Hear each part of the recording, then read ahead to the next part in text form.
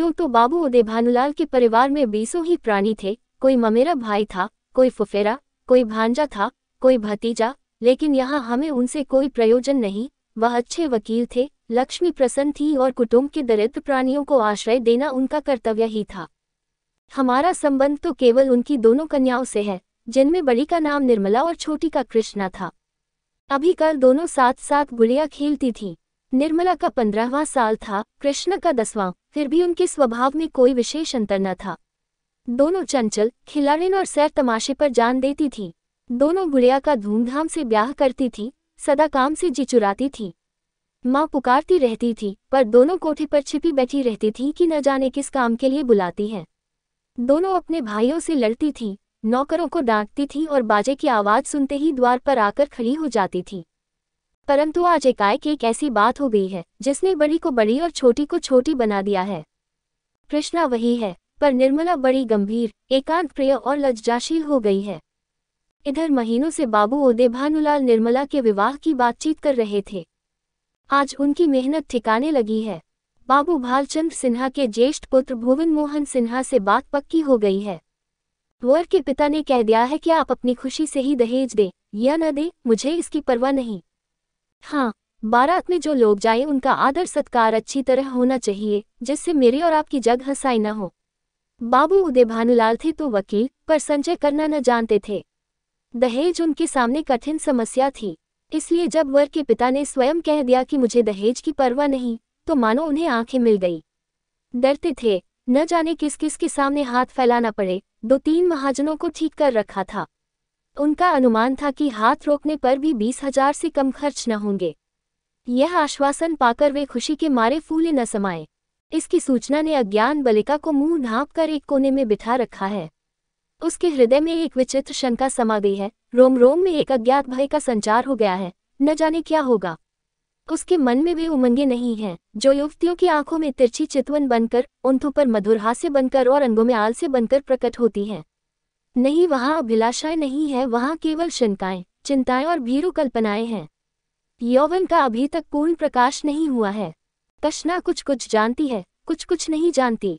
जानती है बहन को अच्छे अच्छे गहने मिलेंगे, द्वार पर बाजे बजेंगे, मेहमान आएंगे, नाच होगा, ये जानकर प्रसन्न है। और यह भी जानती है कि बहन सबके गले मिलकर रोएगी, यहाँ से रो धोकर विदा हो जाएगी, मैं अकेली रह जाऊंगी, ये जानकर दुखी है। पर यह नहीं जानती कि यह किस लिए हो रहा है। माताजी और पिताजी क्यों बहन को इस घर से निकालने को इतने उत्सुक हो रहे हैं। बहन ने तो किसी को कुछ नहीं कहा, किसी से लड़ाई नहीं की। क्या इसी तरह एक दिन मुझे भी ये लोग निकाल देंगे? मैं भी इसी तरह कोने में बैठकर रोऊंगी और किसी को मुझ पर दया न आएगी। इसलिए वह भयभीत भी है। संध्या का समय था। निर्मला छत पर जानकर अकेली बैठी आकाश की और त्रिषित नेत्रों से ताक रही थी। ऐसा मन होता था पंख होती तो वह उड़ जाती और इन सारे झंझटों से छूट जाती। इस समय बहुधा दोनों बहनें कहीं सैर करने जाया करती थीं। बग्घी खाली न होती तो बगीचे में ही टहला करती, इसलिए कृष्णा उसे खोजती फिरती थी। जब कहीं न पाया तो छत पर आई और उसे देखते ही हंसकर बोली, तुम यहाँ आकर छिपी बैठी हो और मैं तुम्हें ढूंढती फिरती हूँ। चलो, बग्घी तैयार करा आई हूँ। निर्मला ने उदासीन भाव से कहा, तू जा, मैं न जाऊंगी। कृष्णा, नहीं मेरी अच्छी दीदी, आज जरूर चलो। देखो कैसी ठंडी ठंडी हवा चल रही है। निर्मला, मेरा मन नहीं चाहता, तू चली जा। कृष्णा की आंखें डब्बा आईं। कांपती हुई आवाज से बोली, आज तुम क्यों नहीं चलती? मुझसे क्यों नहीं बोलती, क्यों नहीं इधर उधर छिपी छिपी फिरती हो? मेरा जी अकेले बैठे बैठे घबराता है। तुम न चलोगी तो मैं भी न जाऊंगी, यही तुम्हारे साथ बैठी रहूंगी। निर्मला, और जब मैं चली जाऊंगी तब क्या करेगी? तब किसके साथ खेलेगी और किसके साथ घूमने जाएगी, बता। कृष्णा, मैं भी तुम्हारे साथ चलूंगी, अकेले मुझसे यहाँ न रहा जाएगा। निर्मला मुस्कुराकर बोली, तुझे अम्मा न जाने देंगी। कृष्णा, तो मैं भी तुम्हें न जाने दूंगी। तुम अम्मा से कह क्यों नहीं देती कि मैं न जाऊंगी? निर्मला, कह तो रही हूँ, कोई सुनता है? कृष्णा, तो क्या ये तुम्हारा घर नहीं है? निर्मला, नहीं, मेरा घर होता तो कोई क्यों जबरदस्ती निकाल देता? कृष्णा, इसी तरह किसी दिन मैं भी निकाल दी जाऊंगी। निर्मला, और नहीं क्या तू बैठी रहेगी? हम लड़कियां हैं, हमारा घर कहीं नहीं होता। कृष्णा, चंद्र भी निकाल दिया जाएगा। निर्मला, चंद्र तो लड़का है, उसे कौन निकालेगा? कृष्णा, तो लड़कियां बहुत खराब होती होंगी। निर्मला, खराब न होती तो घर से भगाई क्यों जाती। कृष्णा, चंदर इतना बदमाश है, उसे कोई नहीं भगाता। हम तुम तो कोई बदमाशी भी नहीं करती। एकाएक चंदर धम धम करता हुआ छत पर आ पहुंचा और निर्मला को देखकर बोला, अच्छा आप यहाँ बैठी हैं। ओहो, अब तो बाजे बजेंगे, दीदी दुल्हन बनेंगी, पालकी पर चढ़ेंगी। ओहो ओहो। चंदर का पूरा नाम चंद्रभानु सिन्हा था। निर्मला से 3 साल छोटा और कृष्णा से 2 साल बड़ा। निर्मला, चंदर, मुझे चिढ़ाओगे तो अभी जाकर अम्मा से कह दूंगी। चंद्र, तो चिढ़ती क्यों हो, तुम भी बाजे सुनना। ओहो, अब आप दुल्हन बनेंगी। क्यों किशनी, तू बाजे सुनेगी न? वैसे बाजे तूने कभी न सुने होंगे। कृष्णा, क्या बैंड से भी अच्छे होंगे? चंद्र, हाँ, बैंड से भी अच्छे, 1000 गुने अच्छे, लाख गुने अच्छे। तुमने जाने क्या एक बैंड सुन लिया तो समझने लगी कि उससे अच्छे बाजे नहीं होते। बाजे बजाने वाले लाल लाल वर्दियां और काली काली टोपियां पहने होंगे, ऐसे खूबसूरत मालूम होंगे कि तुमसे क्या कहूँ। आतिशबाजियां भी होंगी, हवाइयां आसमान में उड़ जाएंगी और वहां तारों में लगेंगी तो लाल, पीले, हरे, नीले तारे टूट टूट कर गिरेंगे। बड़ा मजा आएगा। कृष्णा, और क्या क्या होगा चंदन, बता दे मेरे भैया। चंद्र, मेरे साथ घूमने चल तो रास्ते में सारी बातें बता दूं। ऐसे ऐसे तमाशे होंगे कि देखकर तेरी आंखें खुल जाएंगी। हवा में उड़ती हुई परियां होंगी, सचमुच की परियां। कृष्णा, अच्छा चलो, लेकिन न बताओगे तो मारूंगी। चंद्रभानु और कृष्णा चले गए, पर निर्मला अकेली बैठी रह गई। कृष्णा के चले जाने से इस समय उसे बड़ा क्षोभ हुआ। कृष्णा, जिसे वह प्राणों से भी अधिक प्यार करती थी, आज इतनी निठुर हो गई, अकेली छोड़कर चली गई। बात कोई न थी, लेकिन दुख की हृदय दुखती हुई आंख है, जिसमें हवा से भी पीड़ा होती है। निर्मला बड़ी देर तक बैठी रोती रही। भाई बहन, माता पिता, सभी इसी भांति मुझे भूल जाएंगे, सबकी आंखें फिर जाएंगी, फिर शायद इन्हें देखने को भी तरस जाऊं। बाग में फूल खिले हुए थे, मीठी मीठी सुगंध आ रही थी, चैत की शीतल मंद समीर चल रही थी, आकाश में तारे छिटके हुए थे। निर्मला इन्हीं शोकमय विचारों में पड़ी पड़ी सो गई और आंख लगते ही उसका मन स्वप्न देश में विचरने लगा। क्या देखती है कि सामने एक नदी लहरें मार रही है और वह नदी के किनारे नाव की बात देख रही है। संध्या का समय है, अंधेरा किसी भयंकर जंतु की भांति बढ़ता चला आता है। वह घोर चिंता में पड़ी हुई है कि कैसे यह नदी पार होगी, कैसे पहुंचूंगी। रो रही है कि कहीं रात न हो जाए, नहीं तो मैं अकेली यहाँ कैसे रहूंगी। एकाएक उसे एक सुंदर नाव घाट की ओर आती दिखाई देती है। वह खुशी से उछल पड़ती है और ज्यों ही नाव घाट पर आती है, वह उस पर चढ़ने के लिए बढ़ती है, लेकिन ज्यों ही नाव के पटरे पर पैर रखना चाहती है, उसका मल्लाह बोल उठता है, तेरे लिए यहाँ जगह नहीं है। वह मल्लाह की खुशामद करती है, उसके पैरों पड़ती है, रोती है, लेकिन वही कहे जाता है, तेरे लिए यहाँ जगह नहीं है। एक क्षण में नाव खुल जाती है, वह चिल्ला चिल्ला कर रोने लगती है। नदी के निर्जन तट पर रात भर कैसे रहेगी, ये सोच वह नदी में कूदकर उस नाव को पकड़ना चाहती है कि इतने में कहीं से आवाज आती है, ठहरो ठहरो, नदी गहरी है, डूब जाओगी। वह नाव तुम्हारे लिए नहीं है, मैं आता हूँ, मेरी नाव में बैठ जाओ, मैं उस पार पहुंचा दूंगा। वह भयभीत होकर इधर उधर देखती है कि यह आवाज कहाँ से आई। थोड़ी देर के बाद एक छोटी सी डोंगी आती दिखाई देती है। उसमें न पाल है, न पतवार और न मस्तूल, पैंदा फटा हुआ है, तख्ते टूटे हुए, नाव में पानी भरा हुआ है और एक आदमी उसमें से पानी उलीच रहा है। वह उससे कहती है, ये तो टूटी हुई है, ये कैसे पार लगेगी। मल्लाह कहता है, तुम्हारे लिए यही भेजी गई है, आकर बैठ जाओ। वह एक क्षण सोचती है, इसमें बैठूं या न बैठूं। अंत में वह निश्चय करती है, बैठ जाऊं। यहाँ अकेली पड़ी रहने से नाव में बैठ जाना फिर भी अच्छा है। किसी भयंकर जंतु के पेट में जाने से तो यही अच्छा है कि नदी में डूब जाऊं। कौन जाने, नाव पार पहुंच ही जाए। ये सोचकर वह प्राणों को मुट्ठी में लिए हुए नाव पर बैठ जाती है। कुछ देर तक नाव डगमगाती हुई चलती है, लेकिन प्रतिक्षण उसमें पानी भरता जाता है। वह भी मल्लाह के साथ दोनों हाथों से पानी उलीचने लगती है, यहाँ तक कि उनके हाथ थक जाते हैं, पर पानी बढ़ता ही चला जाता है। आखिर नाव चक्कर खाने लगती है, मालूम होता है अब डूबी, अब डूबी। तब वह किसी अदृश्य सहारे के लिए दोनों हाथ फैलाती है, नाव नीचे जाती है और उसके पैर उखड़ जाते हैं। वह जोर से चिल्लाए और चिल्लाते ही उसकी आंखें खुल गई। देखा तो माता सामने खड़ी उसका कंधा पकड़कर हिला रही थी। बाबू उदय भानुलाल का मकान बाजार बना हुआ है। बरामदे में सुनार के हथौड़े और कमरे में दर्जी की सुइयां चल रही हैं। सामने नीम के नीचे बड़ाई चारपाइया बना रहा है। खपरेल में हलवाई के लिए भट्ठा खोदा गया है। मेहमानों के लिए अलग एक मकान ठीक किया गया है। ये प्रबंध किया जा रहा है कि हर एक मेहमान के लिए एक एक चारपाई, एक एक कुर्सी और एक एक मेज हो। हर 3 मेहमानों के लिए एक एक कहार रखने की तजवीज हो रही है। अभी बारात आने में 1 महीने की देर है, लेकिन तैयारियां अभी से हो रही हैं। बारातियों का ऐसा सत्कार किया जाए कि किसी को जबान हिलाने का मौका न मिले। वे लोग भी याद करें कि किसी के यहाँ बारात में गए थे। पूरा मकान बर्तनों से भरा हुआ है।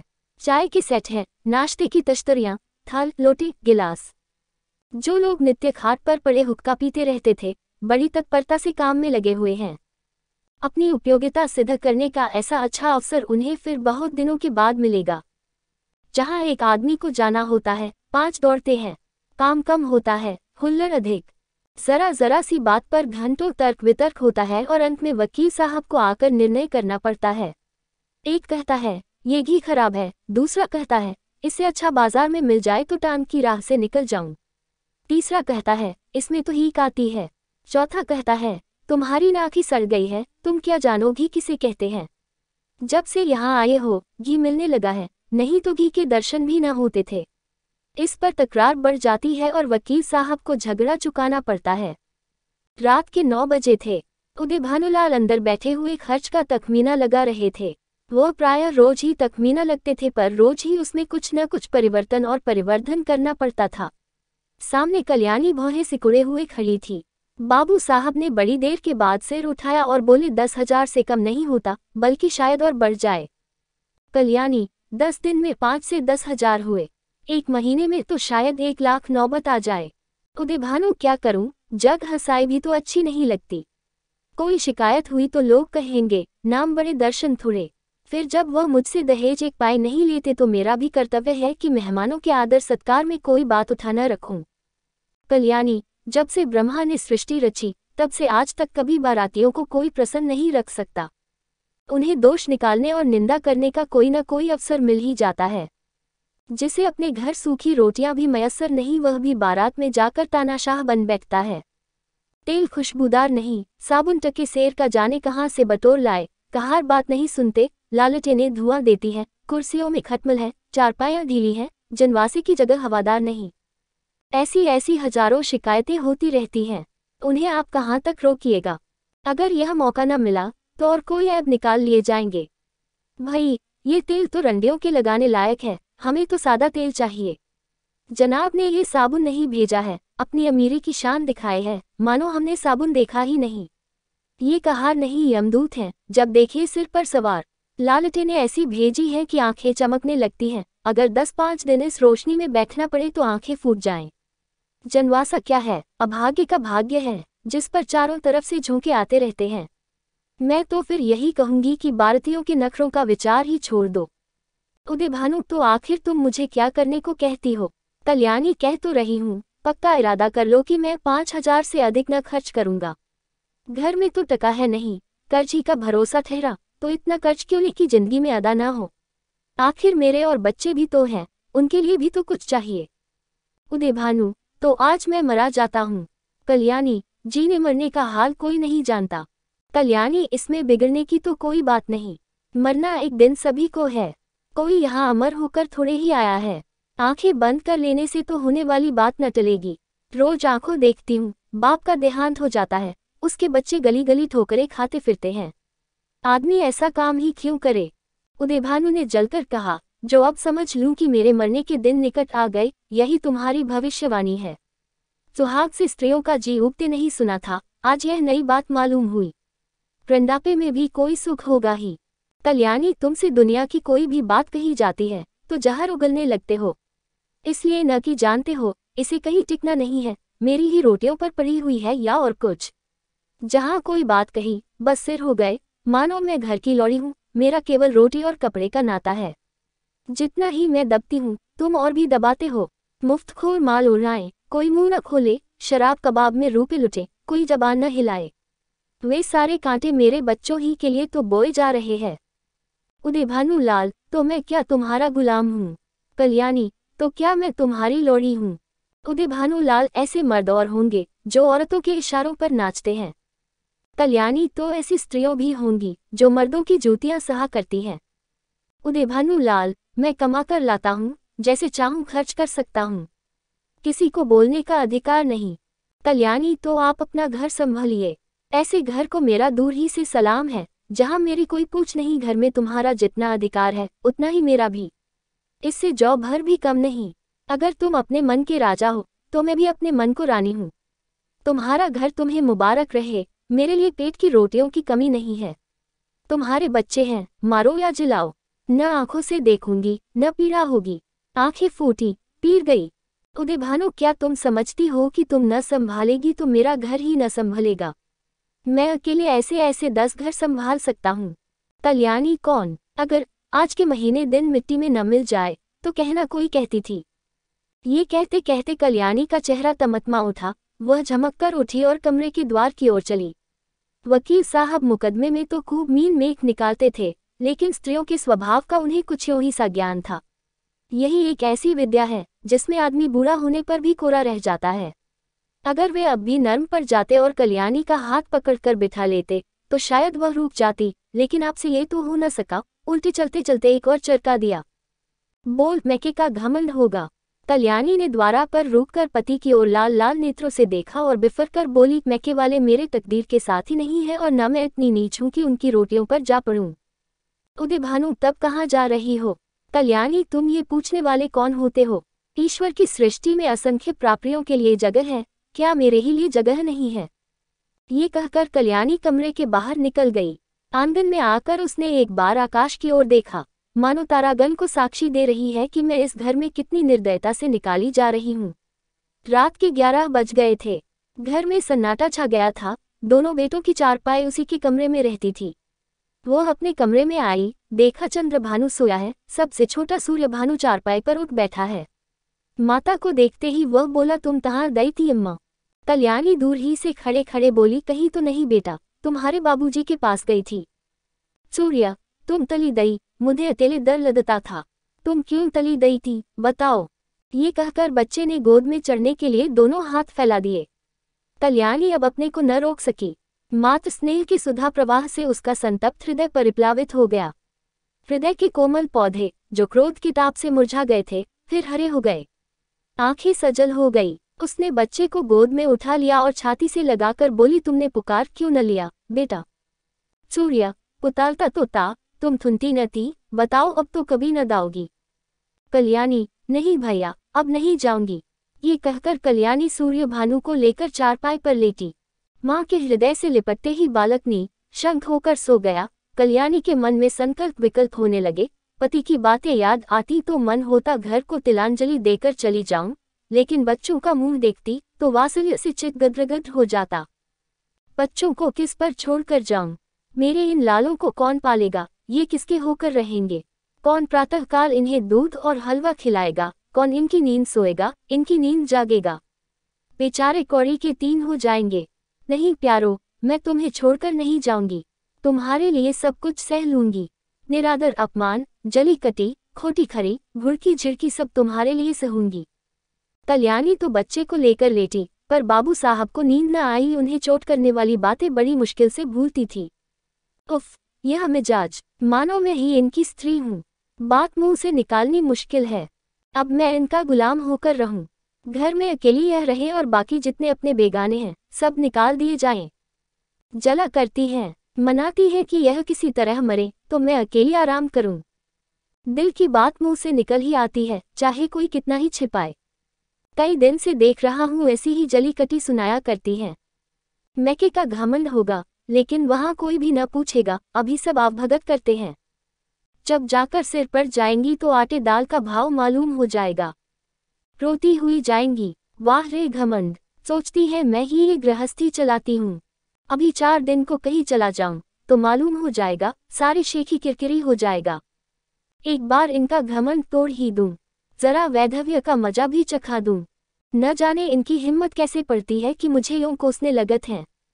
मालूम होता है प्रेम इन्हें छू नहीं गया, या समझती है ये घर से इतना चिमटा हुआ है कि इसे चाहे जितना कोसूं टलने का नाम न लेगा। यही बात है, पर यहाँ संसार से चिमटने वाले जीव नहीं हैं। जहन्नुम में जाए ये घर, जहाँ ऐसे प्राणियों से पाला पड़े। घर है या नरक, आदमी बाहर से थका मांदा आता है तो उसे घर में आराम मिलता है। यहाँ आराम के बदले कोसने सुनने पड़ते हैं। मेरी मृत्यु के लिए व्रत रखे जाते हैं। ये है 25 वर्ष के दाम्पत्य जीवन का अंत। बस चल ही दूं। जब देख लूंगा इनका सारा घमंड धूल में मिल गया और मिजाज ठंडा हो गया तो लौट आऊंगा। 4-5 दिन काफी होंगे। लो, तुम भी याद करोगी किसी से पाला पड़ा था। यही सोचते हुए बाबू साहब उठे, रेशमी चादर गले में डाली, कुछ रुपए लिए, अपना कार्ड निकालकर दूसरे कुर्ते की जेब में रखा, छड़ी उठाए और चुपके से बाहर निकले। सब नौकर नींद में मस्त थे। कुत्ता आहट पाकर चौंक पड़ा और उनके साथ हो लिया। पर यह कौन जानता था कि यह सारी लीला विधि के हाथों रची जा रही है। जीवन रंगशाला का वह निर्दय सूत्रधार किसी अगम गुप्त स्थान पर बैठा हुआ अपनी जटिल क्रूर क्रीड़ा दिखा रहा है। ये कौन जानता था कि नकल असल होने जा रही है, अभिनय सत्य का रूप ग्रहण करने वाला है। निशा ने इंदु को परास्त करके अपना साम्राज्य स्थापित कर लिया था। उसकी पैशाचिक सेना ने प्रकृति पर आतंक जमा रखा था। सद्वृत्तियां मुंह छिपाई पड़ी थी और कुवृत्तियां विजय गर्व से इठलाती फिरती थीं। वन में वन्यजंतु शिकार की खोज में विचार रहे थे और नगरों में नर पिशाच गलियों में मंडराते फिरते थे। बाबू उदय भानुलाल लपके हुए गंगा की ओर चले जा रहे थे। उन्होंने अपना कुर्ता घाट के किनारे रखकर 5 दिन के लिए मिर्जापुर चले जाने का निश्चय किया था। उनके कपड़े देखकर लोगों को डूब जाने का विश्वास हो जाएगा। कार कुर्ते की जेब में था। पता लगाने में कोई दिक्कत न हो सकती थी। दम के दम में सारे शहर में खबर मशहूर हो जाएगी। 8 बजते बजते तो मेरे द्वार पर सारा शहर जमा हो जाएगा, तब देखूं देवी जी क्या करती हैं। यही सोचते हुए बाबू साहब गलियों में चले जा रहे थे। सहसा उन्हें अपने पीछे किसी दूसरे आदमी के आने की आहट मिली। समझे कोई होगा। आगे बढ़े, लेकिन जिस गली में वह मुड़ते उसी तरफ यह आदमी भी मुड़ता था। तब बाबू साहब को आशंका हुई कि यह आदमी मेरा पीछा कर रहा है। ऐसा आभास हुआ कि इसकी नीयत साफ नहीं है। उन्होंने तुरंत जेबी लालटेन निकाली और उसके प्रकाश में उस आदमी को देखा। एक बरशिष्ठ मनुष्य कंधे पर लाठी रखे चला आता था। बाबू साहब उसे देखते ही चौंक पड़े। ये शहर का छटा हुआ बदमाश था। 3 साल पहले उस पर डाके का अभियोग चला था। उदय भानु ने उस मुकदमे में सरकार की ओर से पैरवी की थी और इस बदमाश को 3 साल की सजा दिलाई थी। सभी से वह इनके खून का प्यासा हो रहा था। कल ही वह छूट कर आया था। आज देवात साहब अकेले रात को दिखाई दिए तो उसने सोचा यह इनसे दाव चुकाने का अच्छा मौका है। ऐसा मौका शायद ही फिर कभी मिले। तुरंत पीछे हो लिया और वार करने की घात ही में था कि बाबू साहब ने जेबी लालटेन जलाई। बदमाश जरा ठिठक कर बोला, क्यों बाबूजी पहचानते हो? मैं हूँ मतई। बाबू साहब ने डपट कर कहा, तुम मेरे पीछे पीछे क्यों आ रहे हो?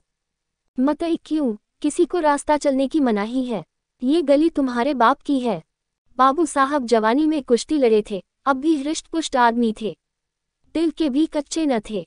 छड़ी संभालकर बोले, अभी शायद मन नहीं भरा। अब की 7 साल को जाओगे? मतई, मैं 7 साल को जाऊंगा या 14 साल को, पर तुम्हें जिद्दा न छोड़ूंगा। हाँ, अगर तुम मेरे पैरों पर गिरकर कसम खाओ कि अब किसी को सजा न कराऊंगा तो छोड़ दूं। बोलो मंजूर है? उदय भानु, तेरी शामत तो नहीं आई। मतई, शामत मेरी नहीं आई, तुम्हारी आई है। बोलो, खाते हो कसम? एक। उदय भानु, तुम हटते हो कि मैं पुलिसमैन को बुलाऊं? मतई, 2। उदय भानु, गरज कर, हट जा बादशाह सामने से। मतई, 3। मुंह से 3 शब्द निकालते ही बाबू साहब के सिर पर लाठी का ऐसा तुला हाथ पड़ा कि वह अचेत होकर जमीन पर गिर पड़े। मुंह से केवल इतना ही निकला, हाय, मार डाला। मतई ने समीप आकर देखा तो सिर फट गया था और खून की धार निकल रही थी। नाड़ी का कहीं पता न था। समझ गया कि काम तमाम हो गया। उसने कलाई से सोने की घड़ी खोल ली, कुर्ते से सोने के बटन निकाल लिए, उंगली से अंगूठी उतारी और अपनी राह चला गया, मानो कुछ हुआ ही नहीं। हाँ, इतनी दया की कि लाश रास्ते से घसीट कर किनारे डाल दी। हाय, बेचारे क्या सोचकर चले थे, क्या हो गया? जीवन, तुमसे ज्यादा आसार भी दुनिया में कोई वस्तु है क्या? वह उस दीपक की भांति ही क्षणभंगुर नहीं है जो हवा के एक झोंके से बुझ जाता है। पानी के एक बुलबुले को देखते हो, लेकिन उसे टूटते भी कुछ देर लगती है। जीवन में उतना सार भी नहीं। सांस का भरोसा ही क्या, और इसी नश्वरता पर हम अभिलाषाओं के कितने विशाल भवन बनाते हैं। नहीं जानते नीचे जाने वाली सांस ऊपर आएगी या नहीं, पर सोचते इतनी दूर की है मानो हम अमर हैं। 3. विवाह का विलाप और अनाथों का रोना सुनाकर हम पाठकों का दिल न दुखाएंगे। जिसके ऊपर पड़ती है वह रोता है, विलाप करता है, पछाड़े खाता है। यह कोई नई बात नहीं। हाँ, अगर आप चाहें तो कल्याणी की उस घोर मानसिक यातना का अनुमान कर सकते हैं जो उसे इस विचार से हो रही थी कि मैं ही अपने प्राणाधार की घातिका हूँ। वे वाक्य जो क्रोध के आवेश में उसके असंयत मुख से निकले थे, अब उसके हृदय को वानों की भांति छेद रहे थे। अगर पति ने उसकी गोद में कराह कराह कर प्राण त्याग दिए होते तो उसे संतोष होता कि मैंने उनके प्रति अपने कर्तव्य का पालन किया। शोकाकुल हृदय को इससे ज्यादा सांत्वना और किसी बात से नहीं होती। उसे इस विचार से कितना संतोष होता कि मेरे स्वामी मुझसे प्रसन्न गए, अंतिम समय तक उनके हृदय में मेरा प्रेम बना रहा। कल्याणी को ये संतोष न था। वह सोचती थी, हाँ, मेरी 25 बरस की तपस्या निष्फल हो गई। मैं अंत समय अपने प्राणपति के प्रेम के वंचित हो गई। अगर मैंने उन्हें ऐसे कठोर शब्द न कहे होते तो वह कदापि रात को घर से न जाते। न जाने उनके मन में क्या क्या विचार आए हों। उनके मनोभावों की कल्पना करके और अपने अपराध को बड़ा बढ़ाकर वह आठों पहर कुर्ती रहती थी। जिन बच्चों पर वह प्राण देती थी अब उनकी सूरत से चिढ़ती। इन्हीं के कारण मुझे अपने स्वामी से रार मोल लेनी पड़ी। यही मेरे शत्रु हैं। जहां आठों पहर कचहरी सी लगी रहती थी वहां अब खाक उड़ती है। वह मेला ही उठ गया। जब खिलाने वाला ही न रहा तो खाने वाले कैसे पड़े रहते। धीरे धीरे 1 महीने के अंदर सभी भांजे भतीजे विदा हो गए। जिनका दावा था कि हम पानी की जगह खून बहाने वालों में हैं, वे ऐसा सर पर भागे कि पीछे फिरकर भी न देखा। दुनिया ही दूसरी हो गई। जिन बच्चों को देखकर प्यार करने को जी चाहता था उनके चेहरे पर अब मक्खियां भिनभिनाती थीं। न जाने वह कांति कहाँ चली गई। शोक का आवेग कम हुआ तो निर्मला के विवाह की समस्या उपस्थित हुई। कुछ लोगों की सलाह हुई कि विवाह इस साल रोक दिया जाए, लेकिन कल्याणी ने कहा इतनी तैयारियों के बाद विवाह को रोक देने से सब किया धरा मिट्टी में मिल जाएगा और दूसरे साल फिर यही तैयारियां करनी पड़ेंगी जिसकी कोई आशा नहीं। विवाह कर ही देना अच्छा है, कुछ लेना देना तो है ही नहीं। बारातियों की सेवा सत्कार का काफी सामान हो चुका है, विलंब करने में हानि ही हानि है। अतः महाशय भालचंद्र को शक सूचना के साथ यह संदेश भी भेज दिया गया। कल्याणी ने अपने पत्र में लिखा, इस अनाथिनी पर दया कीजिए और डूबती हुई नाव को पार लगाइए। स्वामी जी के मन में बड़ी बड़ी कामनाएं थीं, किंतु ईश्वर को कुछ और ही मंजूर था। अब मेरी लाज आपके हाथ है। कन्या आपकी हो चुकी। मैं लोगों की सेवा सत्कार करने को अपना सौभाग्य समझती हूँ, लेकिन यदि इसमें कुछ कमी हो, कुछ त्रुटि पड़े तो मेरी दशा का विचार करके क्षमा कीजिएगा। मुझे विश्वास है कि आप इस अनाथिनी की निंदा न होने देंगे। आदि। कल्याणी ने ये पत्र डाक से न भेजा, बल्कि पुरोहित से कहा, आपको कष्ट तो होगा, पर आप स्वयं जाकर यह पत्र दीजिए और मेरी ओर से बहुत विनय के साथ कहिएगा कि जितने कम आदमी आए उतना ही अच्छा। यहाँ कोई प्रबंध करने वाला नहीं है। पुरोहित मोटेराम ये संदेश लेकर तीसरे दिन लखनऊ जा पहुंचे। संध्या का समय था। बाबू भालचंद्र दीवानखाने के सामने आराम कुर्सी पर नंग धड़ंग लेटे हुए हुक्का पी रहे थे। बहुत ही स्थूल ऊंचे कद के आदमी थे। ऐसा मालूम होता था कि काला देव है या कोई हबशी अफ्रीका से पकड़कर आया है। सिर से पैर तक एक ही रंग था, काला। चेहरा इतना स्याह था कि मालूम न होता था कि माथे का अंत कहाँ है, सिर का आरंभ कहाँ। बस कोयले की एक सजीव मूर्ति थी। आपको गर्मी बहुत सताती थी। 2 आदमी खड़े पंखा झल रहे थे, उस पर भी पसीने का तार बंधा हुआ था। आप आबकारी के विभाग में एक ऊंचे ओहदे पर थे। 500 रुपये वेतन मिलता था। ठेकेदारों से खूब रिश्वत लेते थे। ठेकेदार शराब के नाम पानी बेचे, 24 घंटे दुकान खुली रखे, आपको केवल खुश रखना काफी था। सारा कानून आपकी खुशी थी। इतनी भयंकर मूर्ति थी कि चांदनी रात में लोग उन्हें देखकर सहसा चौंक पड़ते थे। बालक और स्त्रियां ही नहीं, पुरुष तक सहम जाते थे।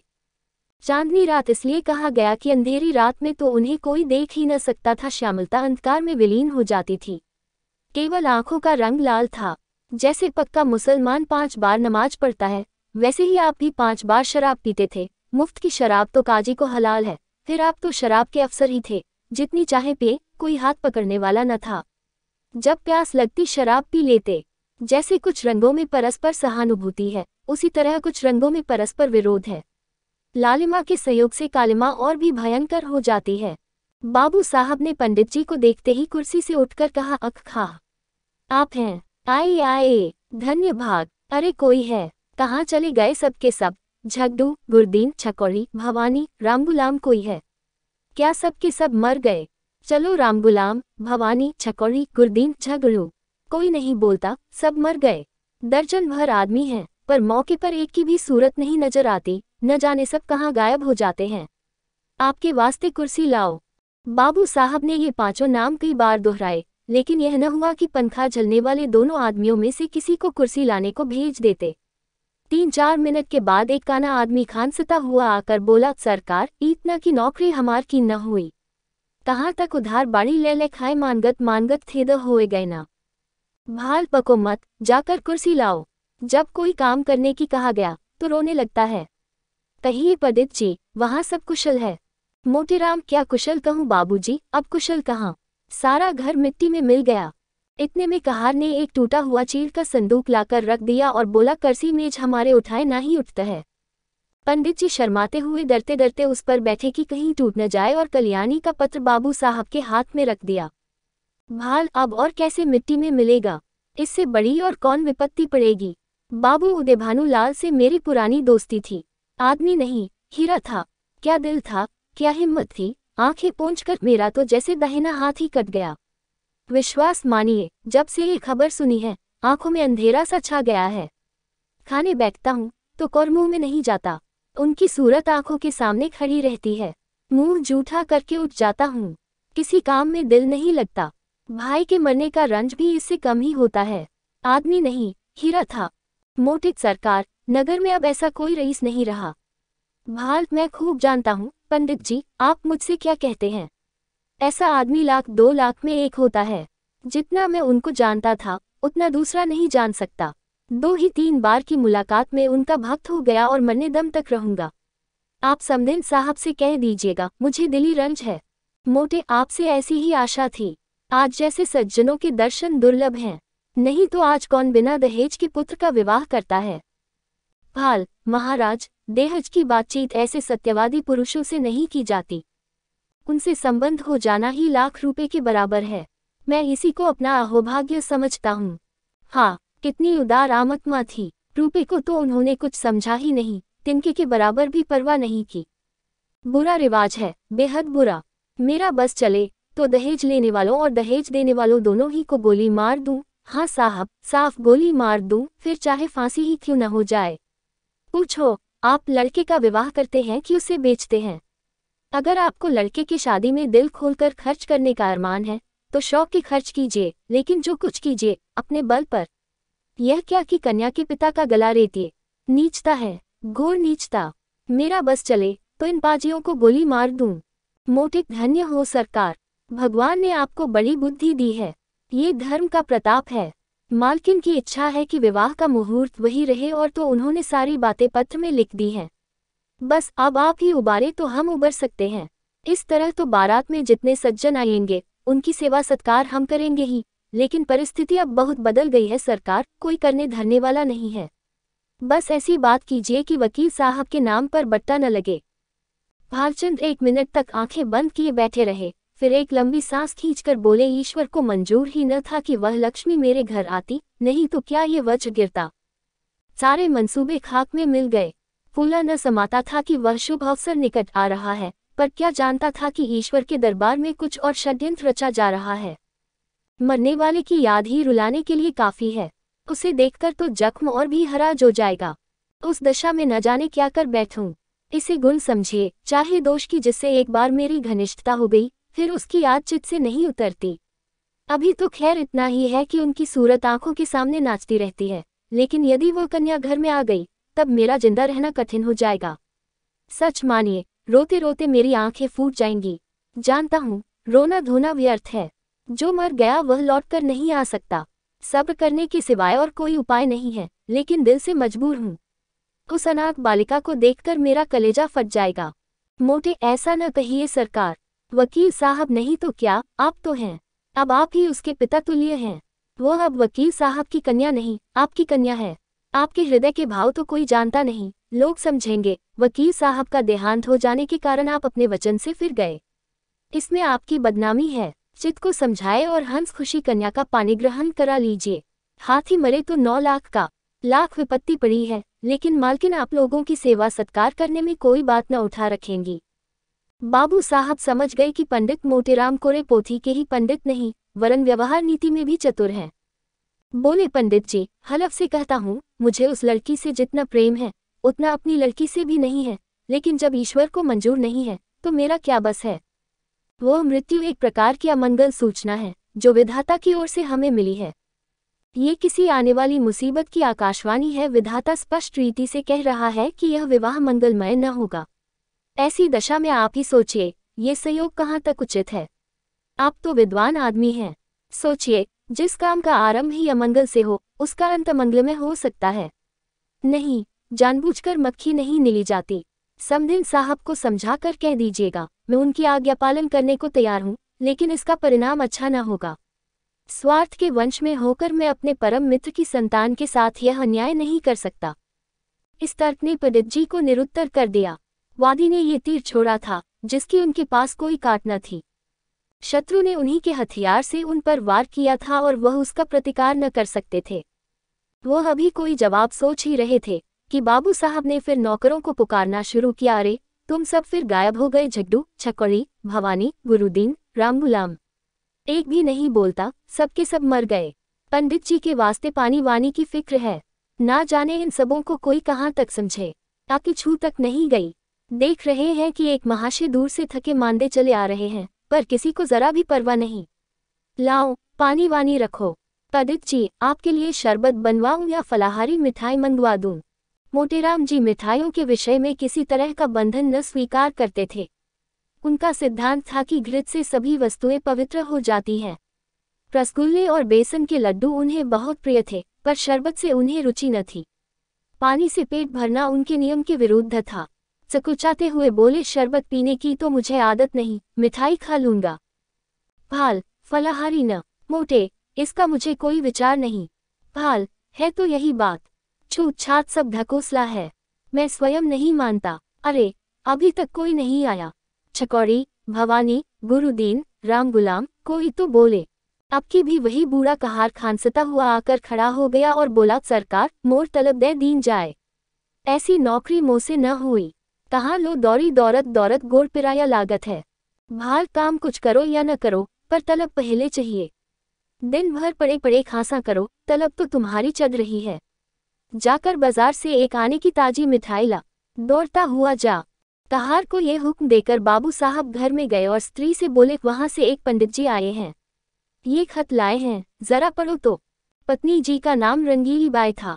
गोरे रंग की प्रसन्न मुख महिला थी। रूप और यौवन उनसे विदा हो रहे थे, पर किसी प्रेमी मित्र की भांति मचल मचल कर 30 साल तक जिसके गले से लगे रहे, उसे छोड़ते न बनता था। रंगीली बाई बैठी पान लगा रही थी। बोली, कह दिया न कि हमें वहां ब्याह करना मंजूर नहीं। भाल, हाँ, कह तो दिया, पर मारे संकोच के मुंह से शब्द न निकलता था। झूठ मूठ का होला करना पड़ता। रंगीली, साफ बात करने में संकोच क्या, हमारी इच्छा है, नहीं करते। किसी का कुछ लिया तो नहीं है। जब दूसरी जगह 10,000 नगद मिल रहे हैं तो वहां क्यों न करूं। उनकी लड़की कोई सोने की थोड़े ही है। वकील साहब जीते होते तो शर्माते शर्माते 15-20 हजार दे मरते। अब वहां क्या रखा है। भाल, एक दफा जबान देकर मुकर जाना अच्छी बात नहीं। कोई मुख से कुछ न कह, पर बदनामी हुए बिना नहीं रहती। मगर तुम्हारी जिद से मजबूर हूँ। रंगीली बाई ने पान खाकर खत खोला और पढ़ने लगी। हिंदी का अभ्यास बाबू साहब को तो बिल्कुल न था, और यद्यपि रंगीली बाई भी शायद ही कभी किताब पढ़ती हो, पर खत वत पढ़ लेती थी। पहली ही पांति पढ़कर उनकी आंखें सजल हो गई और पत्र समाप्त किया तो उनकी आंखों से आंसू बह रहे थे। एक एक शब्द करुणा के रस में डूबा हुआ था। एक एक अक्षर से दीनता टपक रही थी। रंगीली बाई की कठोरता पत्थर की नहीं, लाख की थी, जो एक ही आंच से पिघल जाती है। कल्याणी के करुणोत्पादक शब्दों ने उनके स्वार्थ मंडित हृदय को पिघला दिया। रूंधे हुए कंठ से बोली, अभी ब्राह्मण बैठा है न। भालचंद्र पत्नी के आंसुओं को देख देख कर सूखे जाते थे। अपने ऊपर झल्ला रहे थे कि नाहक मैंने ये खत इसे दिखाया। इसकी जरूरत क्या थी। इतनी बड़ी भूल उनसे कभी न हुई थी। संदिग्ध भाव से बोले, शायद बैठा हो, मैंने तो जाने को कह दिया था। रंगीली ने खिड़की से झांक कर देखा। पंडित मोटेराम जी बगुले की तरह ध्यान लगाए बाजार के रास्ते की ओर ताक रहे थे। लालसा में व्यग्र होकर कभी यह पहलू बदलते, कभी वह पहलू। एक आने की मिठाई ने तो आशा की कमर ही तोड़ दी थी, उसमें भी यह विलंब, दारुण दशा थी। उन्हें बैठे देखकर रंगीली बाई बोली, है अभी है, जाकर कह दो, हम विवाह करेंगे, जरूर करेंगे। बेचारी बड़ी मुसीबत में है। भाल, तुम कभी कभी बच्चों की सी बातें करने लगती हो। अभी उससे कह आया हूं कि मुझे विवाह करना मंजूर नहीं। एक लंबी चौड़ी भूमिका बांधनी पड़ी। अब जाकर यह संदेश कहूंगा तो वह अपने दिल में क्या कहेगा, जरा सोचो तो। यह शादी विवाह का मामला है, लड़कों का खेल नहीं कि अभी एक बात तय की, अभी पलट गए। भले आदमी की बात न हुई, दिल लगी हुई। रंगीली, अच्छा, तुम अपने मुंह से न कहो, उस ब्राह्मण को मेरे पास भेज दो। मैं इस तरह समझा दूंगी कि तुम्हारी बात भी रह जाए और मेरी भी। इसमें तो तुम्हें कोई आपत्ति नहीं है। भाल, तुम अपने सिवा सारी दुनिया को नादान समझती हो। तुम कहो या मैं कहूँ, बात एक ही है। जो बात तय हो गई वह हो गई, अब मैं उसे फिर नहीं उठाना चाहता। तुम ही तो बार बार कहती थी कि मैं वहाँ न करूँगी। तुम्हारे ही कारण मुझे अपनी बात खोनी पड़ी। अब तुम फिर रंग बदलती हो। ये तो मेरी छाती पर मूंग दलना है। आखिर तुम्हें कुछ तो मेरे मान अपमान का विचार करना चाहिए। रंगीली, तो मुझे क्या मालूम था कि विधवा की दशा इतनी हीन हो गया है। तुम्ही ने तो कहा था कि उसने पति की सारी संपत्ति छिपा रखी है और अपनी गरीबी का ढोंग रचकर काम निकालना चाहती है। एक ही छांटी औरत है। तुमने जो कहा वह मैंने मान लिया। भलाई करके बुराई करने में तो लज्जा और संकोच है, बुराई करके भलाई करने में कोई संकोच नहीं। अगर तुम हाँ कर आए होते और मैं नहीं करने को कहती तो तुम्हारा संकोच उचित था। नहीं करने के बाद हाँ करने में तो अपना बड़प्पन है। भाल, तुम्हें बड़प्पन मालूम होता हो, मुझे तो लुचापन ही मालूम होता है। फिर तुमने ये कैसे मान लिया कि मैंने वकीलाइन में विषय में जो बात कही थी वह झूठी थी? क्या वह पत्र देखकर तुम जैसी खुद सरल हो वैसे ही दूसरे को भी सरल समझती हो? रंगीली, इस पत्र में बनावट नहीं मालूम होती। बनावट की बात दिल में चुभती नहीं, उसमें बनावट की गंध अवश्य रहती है। भाल, बनावट की बात तो ऐसी चुभती है कि सच्ची बात उसके सामने बिल्कुल फीकी मालूम होती है। ये किस्से कहानियां लिखने वाले जिनकी किताबें पढ़ पढ़ कर तुम घंटों रोती हो, क्या सच्ची बातें लिखते हैं? सरासर झूठ का तुमार बांधते हैं। ये भी एक कला है। रंगीली, क्यों जी, तुम मुझसे भी उड़ते हो, दाई से पेट छिपाते हो। मैं तुम्हारी बातें मान जाती हूँ तो तुम समझते हो इसे चकमा दिया, मगर मैं तुम्हारी एक एक नस पहचानती हूँ। तुम अपना ऐब मेरे सिर मढ़कर खुद बेदाग बचना चाहते हो। बोलो, कुछ झूठ कहती हूँ। जब वकील साहब जीते थे, जो तुमने सोचा था कि ठहराव की जरूरत ही क्या है, वे खुद ही जितना उचित समझेंगे देंगे, बल्कि बिना ठहराव के और भी ज्यादा मिलने की आशा होगी। अब जो वकील साहब का देहांत हो गया तो तरह तरह के हीले हवाले करने लगे। ये भलमनसी नहीं, छोटापन है, इसका इल्जाम भी तुम्हारे सिर है। मैं अब शादी ब्याह के नगीच न जाऊंगी। तुम्हारी जैसी इच्छा हो करो। ढोंगी आदमियों से मुझे चिढ़ है। जो बात करो सफाई से करो, बुरा हो या अच्छा। हाथी के दांत खाने के और दिखाने के और वाली नीति पर चलना तुम्हें शोभा नहीं देता। बोला, आप भी वहां शादी करते हो या नहीं? भाला, जब मैं बेईमान, दगाबाज और झूठा ठहरा तो मुझसे पूछना ही क्या? मगर खूब पहचानती हो आदमियों को। क्या कहना है तुम्हारी इस सूझबूझ की, बलया ले ले। रंगीली को बड़े हयादार, बभी नहीं शर्माते। ईमान से कहा, मैंने बात ताड़ ली कि नहीं? भाल, अजी जाओ, वो दूसरी औरतें होती हैं जो मर्दों को पहचानती हैं। अब तक मैं यही समझता था कि औरतों की दृष्टि बड़ी सूक्ष्म होती है, पर आज यह विश्वास उठ गया और महात्माओं ने औरतों के विषय में जो तत्व की बातें कही है उनको मानना पड़ा। रंगीली, जरा आईने में अपनी सूरत तो देख आऊं, तुम्हें मेरी कम्स है? जरा देख लो कितना झेपे हुए हो। भाल, सच कहना, कितना झेपा हुआ हूँ? रंगीली, इतना ही जितना कोई भलामानस चोर चोरी खुल जाने पर झेपता है। भाल, खैर मैं झेपा ही सही, पर शादी वहां न होगी। रंगीली, मेरी बला से जहां चाहो करो। क्यों, भुवन से एक बार क्यों नहीं पूछ लेते? भाल, अच्छी बात है, उसी पर फैसला रहा। रंगीली, जरा भी इशारा न करना। भाल, अजी मैं उसकी तरफ ताकूंगा भी नहीं। संयोग से ठीक इसी वक्त भुवन मोहन भी आ पहुंचा। ऐसे सुंदर सुडौल बलिष्ठ युवक कॉलेजों में बहुत कम देखने में आते हैं। बिल्कुल माँ को पड़ा था, वही गोरा चिट्टा रंग, वही पतले पतले गुलाब की पत्ती के से ओंठ, वही चौड़ा माथा, वही बड़ी बड़ी आंखें, डील डोल बाप का सा था। ऊंचा coat, breeches, tie, boot, hat उस पर खूब ल रहे थे। हाथ में एक हॉकी स्टिक थी। चाल में जवानी का अगरूर था, आंखों में आमत में गौरव। रंगीली ने कहा, आज बड़ी देर लगाई तुमने।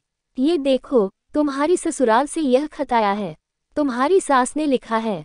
साफ साफ बतला दो, अभी सबेरा है। तुम्हें वहाँ शादी करना मंजूर है या नहीं? भुवन, शादी करनी तो चाहिए अम्मा, पर मैं करूँगा नहीं।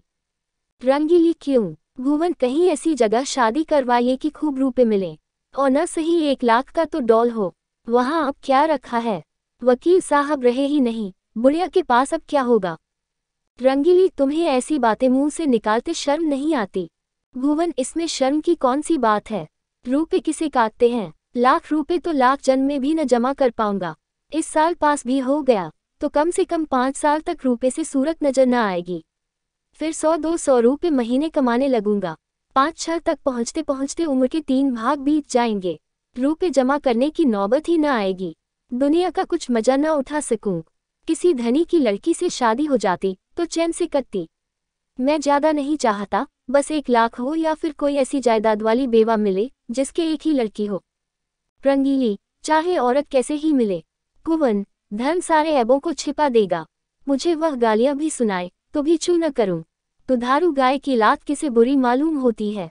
बाबू साहब ने प्रशंसा सूचक भाव से कहा, हमें उन लोगों के साथ सहानुभूति है और दुख ही है कि ईश्वर ने उन्हें विपत्ति में डाला, लेकिन बुद्धि से काम लेकर ही कोई निश्चय करना चाहिए।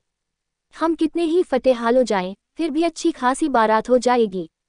वहां भोजन का भी ठिकाना नहीं, सिवा इसके कि लोग हंसे और कोई नतीजा न निकलेगा। रंगीली, तुम बाप पूत दोनों एक ही थैली के चट्टे बट्टे हो। दोनों उस गरीब लड़की के गले पर छुरी फेरना चाहते हो। भुवन, जो गरीब है उसे गरीबों ही के यहाँ संबंध करना चाहिए, अपनी हैसियत से बढ़कर। रंगीली चुप भी रह, आया है वहां से हैसियत लेकर। तुम कहाँ के धन्ना सेठ हो? कोई आदमी द्वारा पर आ जाए तो एक लोटे पानी को तरस जाए। बड़े हैसियत वाले बने हो। ये कहकर रंगीली वहां से उठकर रसोई का प्रबंध करने चली गई। भुवन मोहन मुस्कुराता हुआ अपने कमरे में चला गया और बाबू साहब मूंछों पर ताव देते हुए बाहर आए कि मोटेराम को अंतिम निश्चय सुना दें। पर उनका कहीं पता न था। मोटेराम जी कुछ देर तक तो कहार की राह देखते रहे। जब उसके आने में बहुत देर हुई तो उनसे बैठा न गया।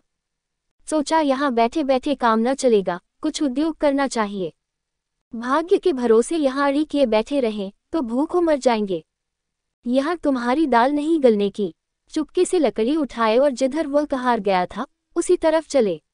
बाजार थोड़ी ही दूर पर था, एक क्षण में जा पहुंचे। देखा तो बुढ़ा एक हलवाई की दुकान पर बैठा चिलम पी रहा था। उसे देखते ही आपने बड़ी बेतकल्लुफी से कहा, अभी कुछ तैयार नहीं है क्या महरा? सरकार वहां बैठे बिगड़ रहे हैं कि जाकर सो गया या ताड़ी पीने लगा? मैंने कहा, सरकार यह बात नहीं, बुढ़ा आदमी है, आते ही आते तो आएगा। बड़े विचित्र जीव हैं, न जाने इनके यहाँ कैसे नौकर टिकते हैं। कहार, मुझे छोड़कर आज तक दूसरा कोई टिका नहीं और न टिकेगा। साल भर से तलब नहीं मिली, किसी को तलब नहीं देते। जहाँ किसी ने तलब मांगी और लगे डांटने, बेचारा नौकरी छोड़कर भाग जाता है। वे दोनों आदमी जो पंखा झल रहे थे सरकारी नौकर हैं। सरकार से 2 अर्दली मिले हैं न, इसी से पड़े हुए हैं। मैं भी सोचता हूँ जैसा तेरा ताना बाना वैसे मेरी भरनी। इस साल कट गए हैं, साल 2 साल और इसी तरह कट जाएंगे। मोटेराम, तो तुम ही अकेले हो, नाम तो कई कहारों का लेते हैं। कहार, वह सब इन 2-3 महीनों के अंदर आए और छोड़ छोड़ कर चले गए। यह अपना रोब जमाने को अभी तक उनका नाम जपा करते हैं। कहीं नौकरी दिलाएगा, चलूं? मोटेराम, अजी बहुत नौकरी है। कहार, तो आजकल ढूंढे नहीं मिलते। तुम तो पुराने आदमी हो, तुम्हारे लिए नौकरी की क्या कमी है? यहाँ कोई ताजी चीज मुझसे कहने लगे, खिचड़ी बनाइएगा या बाटी लगाएगा। मैंने कह दिया, सरकार बुढ़ा आदमी है, रात को उसे मेरा भोजन बनाने में कष्ट होगा, मैं कुछ बाजार ही से खा लूंगा, इसकी आप चिंता न करें। बोले, अच्छी बात है, कहार आपको दुकान पर मिलेगा। बोलो साहजी, कुछ तरमाल तैयार है, लड्डू तो ताजे मालूम होते हैं, तौल दो 1 सेर भर, आ जाऊं वहीं ऊपर न। ये कहकर मोटेराम जी हलवाई की दुकान पर जा बैठे और तरमाल चखने लगे। खूब छक्कर खाया, 2.5-3 सेर चटकर गए। खाते जाते थे और हलवाई की तारीफ करते जाते थे। शाहजी, तुम्हारी दुकान का जैसा नाम सुना था वैसा ही माल भी पाया। बनारस वाले ऐसे रसगुल्ले नहीं बना पाते, कलाकंद अच्छी बनाते हैं, पर तुम्हारी उनसे बुरी नहीं, माल डालने से अच्छी चीज नहीं बन जाती, विद्या चाहिए। हलवाई, कुछ और लीजिए महाराज। थोड़ी सी रबड़ी मेरी तरफ से लीजिए। मोटेराम, इच्छा तो नहीं है, लेकिन दे दो पाव भर। हलवाई, पाव भर क्या लीजिएगा? चीज अच्छी है, आज सेर तो लीजिए। खूब इच्छापूर्ण भोजन करके पंडित जी ने थोड़ी देर तक बाजार की सैर की और 9 बजते बजते मकान पर आए। यहाँ सन्नाटा सा छाया हुआ था। एक लालटेन जल रही थी। अपने चबूतरे पर बिस्तर जमाया और सो गए। सवेरे अपने नियमानुसार कोई 8 बजे उठे तो देखा कि बाबू साहब टहल रहे हैं। इन्हें जगह देखकर वह पालागन कर बोले, महाराज, आज रात कहाँ चले गए? मैं बड़ी रात तक आपकी राह देखता रहा। भोजन का सब सामान बड़ी देर तक रखा रहा। जब आज न आए तो रखवा दिया गया। आपने कुछ भोजन किया था या नहीं? मोटे हलवाई की दुकान में कुछ खा आया था। भाल, अजी पूरी मिठाई में वह आनंद कहाँ जो बाटी और दाल में है। 10-12 आने खर्च हो गए होंगे, फिर भी पेट न भरा होगा। आप मेरे मेहमान हैं, जितने पैसे लगे हों ले लीजिएगा। मोटे, आप ही के हलवाई की दुकान पर खाया था, वह जो नुक्कड़ पर बैठता है। भाल, कितने पैसे देने पड़े? मोटे, आपके हिसाब में लिखा दिए हैं। भाल, जितनी मिठाइयाँ ली हों मुझे बता दीजिए, नहीं तो पीछे से बेईमानी करने लगेगा। एक ही ठग है। मोटे, कोई 2.5 सेर मिठाई थी और आधा सेर रबड़ी। बाबू साहब ने विस्फुरित नेत्रों से पंडित जी को देखा, मानो कोई अचंभे की बात सुनी हो। 3 सेर तो कभी यहाँ महीने भर का टोटल भी न होता था और यह महाशय एक ही बार में कोई 4 रुपए का माल उड़ा गए। अगर एक आध दिन और रह गए तो यह बैठ जाएगी। पेट है या शैतान की कब्र? 3 सेर, कुछ ठिकाना है? उद्विग्न दशा में दौड़े हुए अंदर गए और रंगीली से बोल, कुछ सुनती हो? यह महाशय कल 3 सेर मिठाई उड़ा गए। 3 सेर पक्की तौल। रंगीली बाई ने विस्मित होकर कहा, अजी नहीं, 3 सेर भला क्या खा जाएगा? आदमी है या बैल? भाल, 3 सेर तो अपने मुंह से कह रहा है। 4 सेर से कम न होगा, पक्की तौल। रंगीली, पेट में सनीचर है क्या? भाल, आज और रह गया तो 6 सेर पर हाथ फेरेगा। रंगीली, तो आज रहे ही क्यों? खत का जवाब जो देना देकर विदा करो। अगर रहे तो साफ कह देना कि हमारे यहाँ मिठाई मुफ्त नहीं आती। खिचड़ी बनाना हो बनावे, नहीं तो अपनी राह ले। जिन्हें ऐसे पेटुओं को खिलाने से मुक्ति मिलती हो वे खिलाएं, हमें ऐसी मुक्ति न चाहिए। मगर पंडित विदा होने को तैयार बैठे थे, इसलिए बाबू साहब को कौशल से काम लेने की जरूरत न पड़ी। पूछा, क्या तैयारी कर दी महाराज? मोटे, हाँ सरकार, अब चलूंगा। 9 बजे की गाड़ी मिलेगी न? भाल, भला आज तो और रहिए। ये कहते कहते बाबूजी को भय हुआ कि कहीं यह महाराज सचमुच न रह जाए, इसलिए वाक्य को पूरा किया, हाँ वहां भी लोग आपका इंतजार कर रहे होंगे। मोटे, 1-2 दिन की तो कोई बात न थी और विचार भी यही था कि त्रिवेणी का स्नान करूंगा, पर बुरा न मानिए तो कहूँ, आप लोगों में ब्राह्मणों के प्रति लेशमात्र भी श्रद्धा नहीं है। हमारे जजमान हैं जो हमारा मुंह जोते रहते हैं कि पंडित जी कोई आज्ञा दें तो उसका पालन करें। हम उनके द्वारा पहुंच जाते हैं तो वे अपना धन्य भाग्य समझते हैं और सारा घर छोटे से बड़े तक हमारी सेवा सत्कार में मग्न हो जाते हैं। जहां अपना आदर नहीं वहां एक क्षण भी ठहरना असहराया है। जहां ब्राह्मण का आदर नहीं वहां कल्याण नहीं हो सकता। भाल, महाराज, हमसे तो ऐसा अपराध नहीं हुआ। मोटे, अपराध नहीं हुआ? और अपराध कहते किसे हैं? अभी आप ही ने घर में जाकर कहा कि यह महाशय 3 सेर मिठाई चट कर गए, पक्की तौल। आपने अभी खाने वाले देखे कहाँ? एक बार खिलाइए तो आंखें खुल जाएं। ऐसे ऐसे महान पुरुष पड़े हैं जो पसेरी भर मिठाई खा जाएं और डकार तक न लें। एक एक मिठाई खाने के लिए हमारी चिरौरी की जाती है, रुपए दिए जाते हैं। हम भिक्षुक ब्राह्मण नहीं हैं जो आपके द्वार पर पड़े रहें। आपका नाम सुनकर आए थे, यह न जानते थे कि यहाँ मेरे भोजन के भी लाले पड़ेंगे। जाइए, भगवान आपका कल्याण करें। बाबू साहब, ऐसा झेपे कि मुंह से बात न निकली। जिंदगी भर में उन पर कभी ऐसी फटकार न पड़ी थी। बहुत बातें बनाई, आपकी चर्चा न थी, एक दूसरे ही महाशय की बात थी, लेकिन पंडित जी का क्रोध शांत न हुआ। वो सब कुछ सह सकते थे पर अपने पेट की निंदा न सह सकते थे। औरतों को रूप की निंदा जितनी प्रिय लगती है उससे कहीं अधिक अप्रिय पुरुषों को अपने पेट की निंदा लगती है। बाबू साहब मनाते तो थे पर धड़का भी समाया हुआ था कि ये टिक न जाए। उनकी कृपणता का पर्दा खुल गया था, अब इसमें संदेह न था। उस पर्दे को ढांकना जरूरी था। अपनी कृपणता को छिपाने के लिए उन्होंने कोई बात उठा न रखी पर होने वाली बात होकर रही। पछता रहे थे कि कहाँ से घर में इसकी बात कहने गया और कहा भी तो उच्च स्वर में। ये दुष्ट भी कान लगाए सुनता रहा, किंतु अब पछताने से क्या हो सकता था। न जाने किस मनहूस की सूरत देखी थी यह विपत्ति गले पड़ी। अगर इस वक्त यहाँ से रुष्ट होकर चला गया तो वहाँ जाकर बदनाम करेगा और मेरा सारा कौशल खुल जाएगा। अब तो इसका मुंह बंद कर देना ही पड़ेगा। ये सोच विचार करते हुए वह घर में जाकर रंगीली बाई से बोले, इस दुष्ट ने हमारी तुम्हारी बातें सुन ली, रूठ कर चला जा रहा है। रंगीली, जब तुम जानते थे कि द्वार पर खड़ा है तो धीरे से क्यों न बोले? भाल, विपत्ति आती है तो अकेले नहीं आती। यह क्या जानता था कि वह द्वार पर कान लगाए खड़ा है। रंगीली न जाने किसका मुंह देख था। भाल, वही दुष्ट सामने लेटा हुआ था। जानता तो उधर ताकता ही नहीं। अब तो इसे कुछ दे दिलाकर राजी करना पड़ेगा। रंगीली, जाने भी दो। जब तुम्हें वहां विवाह ही नहीं करना है तो क्या परवाह है? जो चाहे समझे, जो चाहे कहे। भाल, यूं जान न बचेगी। आओ 10 रुपये विदाई के बहाने दे दूं। ईश्वर फिर इस मनहूस की सूरत न दिखाए। रंगीली ने बहुत अचताते पछताते 10 रुपये निकाले और बाबू साहब ने उन्हें ले जाकर पंडित जी के चरणों पर रख दिया।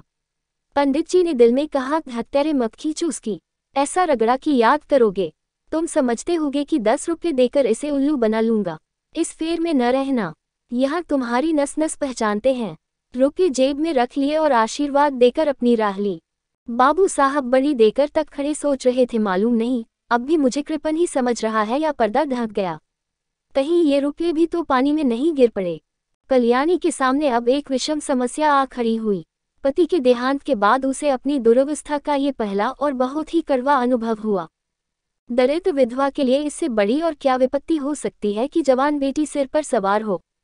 लड़के नंगे पांव पड़ने जा सकते हैं, चौका बर्तन भी अपने हाथ से किया जा सकता है, रूखा सूखा खाकर निर्वाह किया जा सकता है, झोपड़े में दिन काटे जा सकते हैं, लेकिन युवती कन्या घर में नहीं बैठाई जा सकती। कल्याणी को भालचंद्र पर ऐसा क्रोध आता था कि स्वयं जाकर उसके मुंह में कालिख लगाऊं, सिर के बाल नोच लूं, कहूं कि तू अपनी बात से फिर गया, तू अपने बाप का बेटा नहीं। पंडित मोटेराम ने उनकी कपट लीला का नग्न वृतांत सुना दिया था। वह इसी क्रोध में भरी बैठी थी कि कृष्णा खेलती हुई आई और बोली, क्या दिन में बारात आएगी अम्मा? पंडित तो आ गए। कल्याणी, बारात का सपना देख रही है क्या? कृष्णा, वही चंदर तो कह रहा है कि 2-3 दिन में बारात आएगी, क्या न जाएगी अम्मा? कल्याणी, एक बार तो कह दिया, सिर क्यों खाती है? कृष्णा, सबके घर तो बारात आ रही है, हमारे यहाँ क्यों नहीं आती? कल्याणी, तेरे यहाँ जो बारात लाने वाला था उसके घर में आग लग गई। कृष्णा, सच अम्मा? तब तो सारा घर जल गया होगा। कहाँ रहते होंगे? बहन कहाँ जाकर रहेगी? कल्याणी, अरे पगली, तू तो बात ही नहीं समझती। आग नहीं लगी, वह हमारे यहाँ ब्याह न करेगा। कृष्णा, ये क्यों अम्मा? पहले तो वही ठीक हो गया था ना। कल्याणी, बहुत से रुपये मांगता है, मेरे पास उसे देने को रुपये नहीं हैं। कृष्णा, क्या बड़े लालची है अम्मा? कल्याणी, लालची नहीं तो और क्या है, पूरा कसाई निर्दयी दगाबाज। कृष्णा, तब तो अम्मा बहुत अच्छा हुआ कि उसके घर बहन का ब्याह नहीं हुआ। बहन उसके साथ कैसे रहती? ये तो खुश होने की बात है अम्मा, तुम रंज क्यों करती हो? कल्याणी ने पुत्री को स्नेहमयी दृष्टि से देखा। इनका कथन कितना सत्य है, भोले शब्दों में समस्या का कितना मार्मिक निरूपण है। सचमुच ये प्रसन्न होने की बात है कि ऐसे कुपात्रों से संबंध नहीं हुआ, रंज की कोई बात नहीं। ऐसे कुमानुसों के बीच में बेचारी निर्मला की न जाने क्या गति होती, अपने नसीबों को रोती। जरा सा घी दाल में अधिक पड़ जाता तो सारे घर में शोर मच जाता, जरा खाना ज्यादा पक जाता तो सास कन्या सिर पर उठा लेती। लड़का भी ऐसा लोभी है, बड़ी अच्छी बात हुई, नहीं बेचारी को उम्र भर रोना पड़ता। कल्याणी यहाँ से उठी तो उसका हृदय हल्का हो गया था। लेकिन विवाह तो करना ही था और हो सके तो इसी साल, नहीं तो दूसरे साल फिर नए सिरे से तैयारियां करनी पड़ेगी। अब अच्छे घर की जरूरत न थी, अच्छे वर की जरूरत न थी। अभागिनी को अच्छा घर वर कहाँ मिलता? अब तो किसी भांति सिर का बोझा उतारना था, किसी भांति लड़की को पार लगाना था, उसे कुएं में झोंकना था। ये रूपवती है, गुणशीला है, चतुर है, कुलीन है तो हुआ करे, दहेज नहीं तो उसके सारे गुण दोष हैं, दहेज हो तो सारे दोष गुण हैं। प्राणी का कोई मूल्य नहीं, केवल दहेज का मूल्य है। कितनी विषम भाग्यलीला है। कल्याणी का दोष कुछ कम न था, अबला और विधवा होना ही उसे दोषों से मुक्त नहीं कर सकता। उसे अपने लड़के अपनी लड़कियों से कहीं ज्यादा प्यारे थे। लड़के हल के बैल हैं, भूसे खली पर पहला हक उनका है, उनके खाने से जो बचे वह गायों का।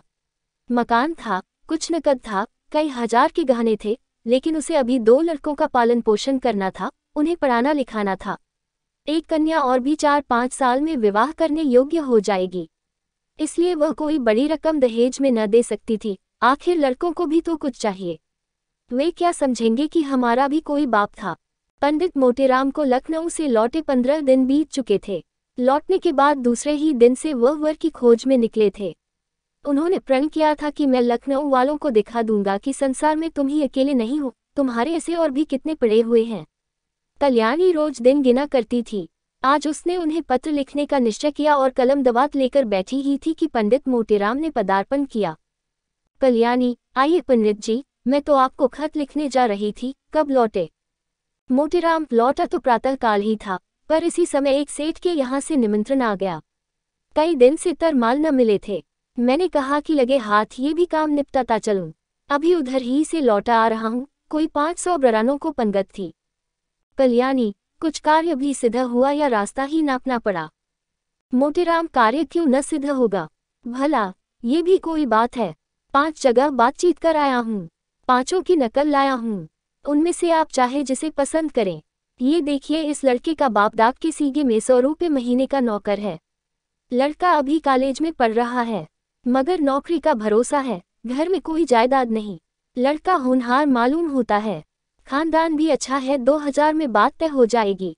मांगते तो ये 3000 हैं। कल्याणी, लड़के के कोई भाई है? मोटे नहीं, मगर 3 बहनें हैं और तीनों कुंवारी। माता जीवित है। अच्छा, अब दूसरी नकल दिए।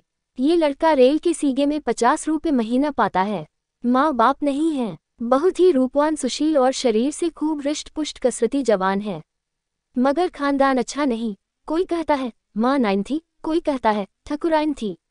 बाप किसी रियासत में मुख्तार थे। घर पर थोड़ी सी जमींदारी है, मगर उस पर कई हजार का कर्ज है। वहाँ कुछ लेना देना न पड़ेगा। उम्र कोई 20 साल होगी। कल्याणी, खानदान में दाग न होता तो मंजूर कर लेती। देखकर तो मक्खी नहीं निली जाती। मोटे, तीसरी नकल देखिए। एक जमींदार का लड़का है। कोई 1000 सालाना नफा है। कुछ खेती बाड़ी भी होती है। लड़का पर लिखा तो थोड़ा ही है, कचहरी अदालत के काम में चतुर है। दोहाजू है। पहली स्त्री को मरे 2 साल हुए। उससे कोई संतान नहीं, लेकिन रहना सहन, मोटा है। पीसना कूटना घर ही में होता है। कल्याणी, कुछ दहेज मांगते हैं। मोटे, इसकी कुछ न पूछिए, 4000 सुनाते हैं। अच्छा, ये चौथी नकल दिए। लड़का वकील है। उम्र कोई 35 साल होगी। 300-400 की आमदनी है।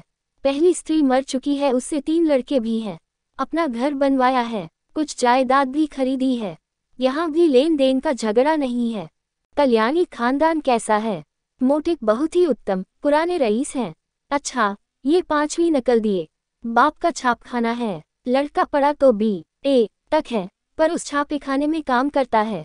उम्र 18 साल की होगी। घर में प्रेस के सिवाय कोई जायदाद नहीं है, मगर किसी का कर्ज सिर पर नहीं।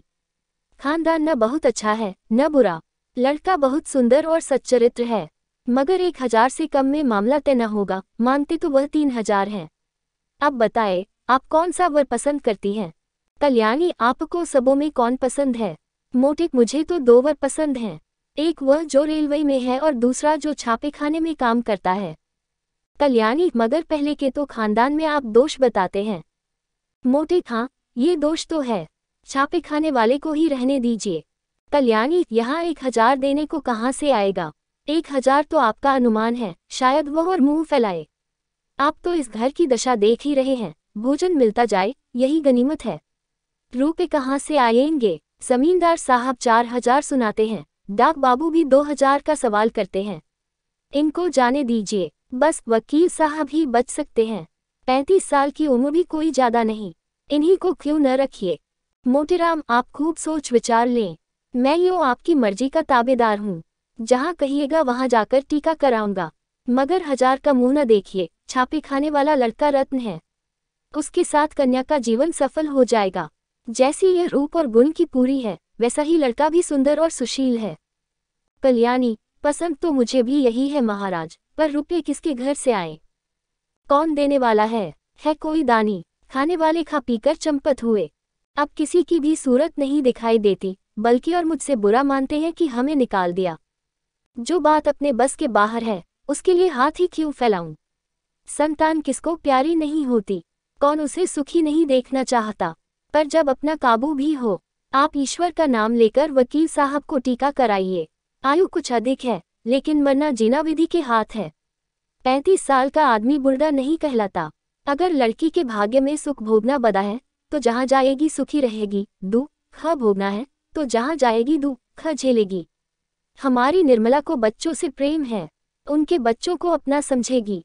आप शुभ मुहूर्त देखकर टीका कराएं।